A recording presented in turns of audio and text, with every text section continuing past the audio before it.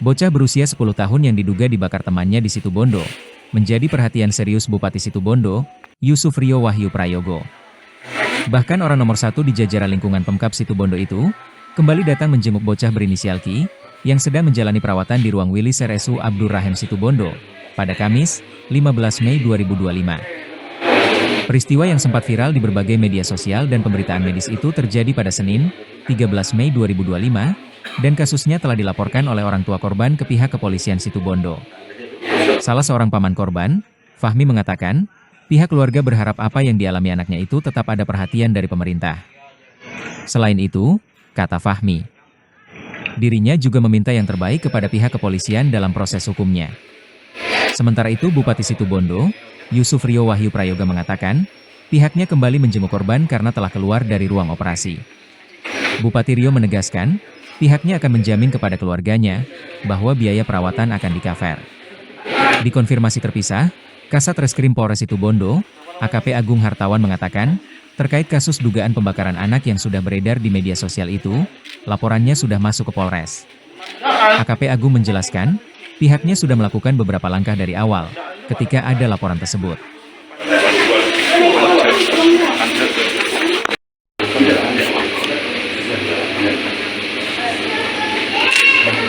Ya harapannya kami dari pihak keluarga, dari paman, saya pamannya korban, harapannya tetap pemerintah tetap turun tangan, tetap minta harapan yang terbaik dari pihak berwenang, dalam hal ini kepolisian, yaitu harapan kami. Sebenarnya kronologisnya seperti apa, Mas? Awalnya itu? Waktu TKP saya tidak ada di tempat, tidak ada di kejadian. Ya. Terus informasi yang didapat seperti apa? Sementara ini informasi masih kami serahkan kepada pihak yang berwajib, biar diselidiki. Oke. Bisa dijelaskan? Ya menjenguk, saya kan prihatin ya, prihatin menjenguk, katanya sudah keluar dari kamar operasi, kondisinya seperti apa, menjamin kepada keluarga bahwa semua kebutuhan pembiayaan nanti kita cover, dan ya selain itu memberikan ini, karena anak ini kan sering datang ke saya, sering main ke pendopo ini, tiap Jumat tuh pasti ke pendopo. Iya. Melihat kondisinya seperti apa perkembangan? Yang memprihatinkan sekali ya, tapi meskipun kata dokter masih di level 2, jadi memang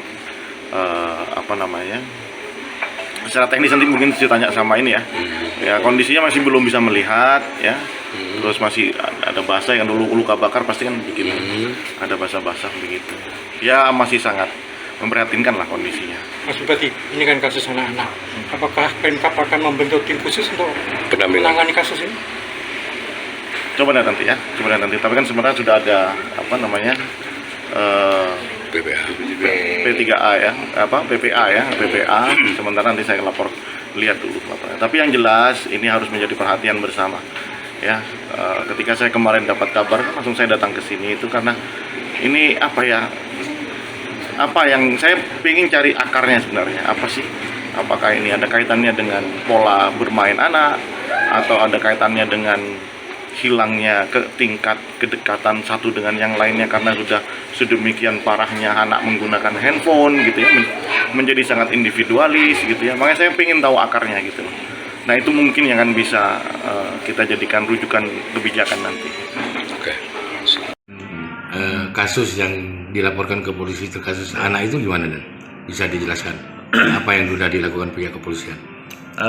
Terima kasih. Jadi terkait kasus dugaan pembakaran anak yang sudah beredar di media massa dan juga ada laporan di kami, ini kami sudah melaksanakan beberapa langkah. Jadi kami langsung di awal ketika ada laporan kami coba cek ke lokasi malam itu. Kebetulan kan kejadian itu terjadi tanggal 12 Mei 2025 pukul 13.00 siang. Malamnya kami langsung ketika dapat laporan langsung cek ke sana, melakukan beberapa pengecekan dan mencari identitas kira-kira yang terkait dengan kejadian itu siapa saja. Kemudian keesokan harinya pada tanggal 13 Mei 2025 pagi hari kami melaksanakan prarekonstruksi. Dari data yang sudah kami lakukan, pihak-pihak terkait kami minta datang ke sini. Beberapa anak dari teman korban itu didampingi juga ada pemilik rumah, kita lakukan prarekonstruksi. Tujuannya adalah untuk mengetahui kira-kira kejadian aslinya itu bagaimana faktanya. Dari situ kemudian selesai kami lakukan lagi di hari ketiga tanggal 14 Mei kami laksanakan pemeriksaan kepada saksi-saksi terkait dan juga sebelumnya kami melakukan pengecekan ulang TKP karena kan kami melaksanakan prarekonstruksi itu di Polres.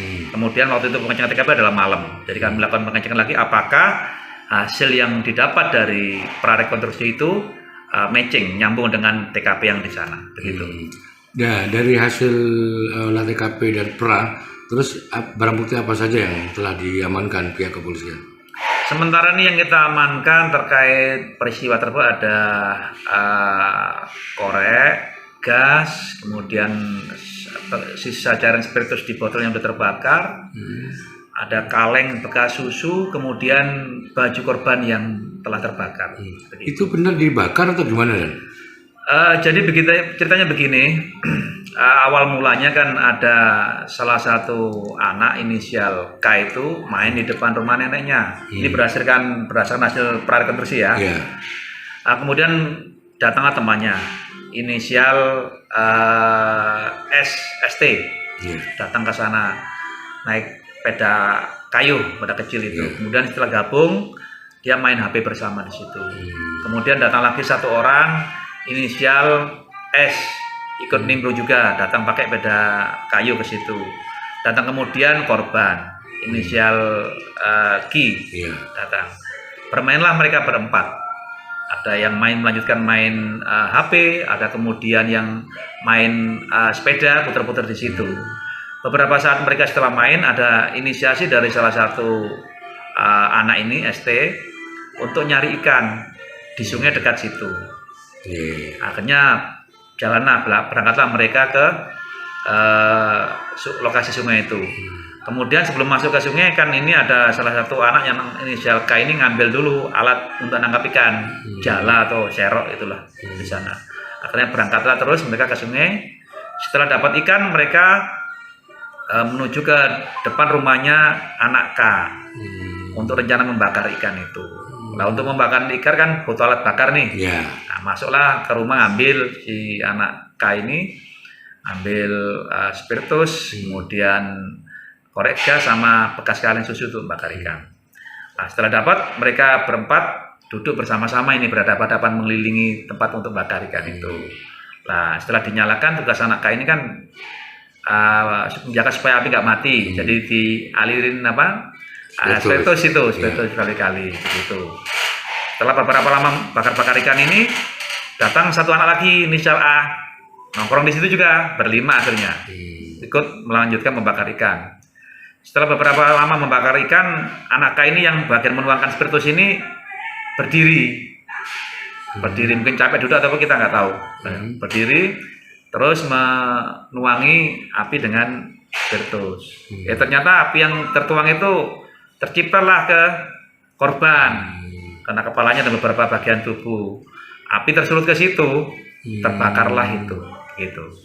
Artinya tidak ada unsur pembakaran ya? Nah, sementara kan ceritanya seperti itu, silakan simpulkan sendiri. Kami sebetulnya kalian kalau mengambil kesimpulan terlalu dini karena ini masih proses penyelidikan. Kami juga belum mengumpulkan alat bukti yang lain segala macam. Nanti akan kami kumpulkan dulu. Baru setelah fix nanti akan kami gelarkan. Untuk teman-teman korban sudah diperiksa? Sudah. Jadi 4 orang teman korban sudah dilakukan pemeriksaan, termasuk juga yang punya rumah sudah kemarin. Download Tribun X sekarang. Menghadirkan lokal menjadi Indonesia.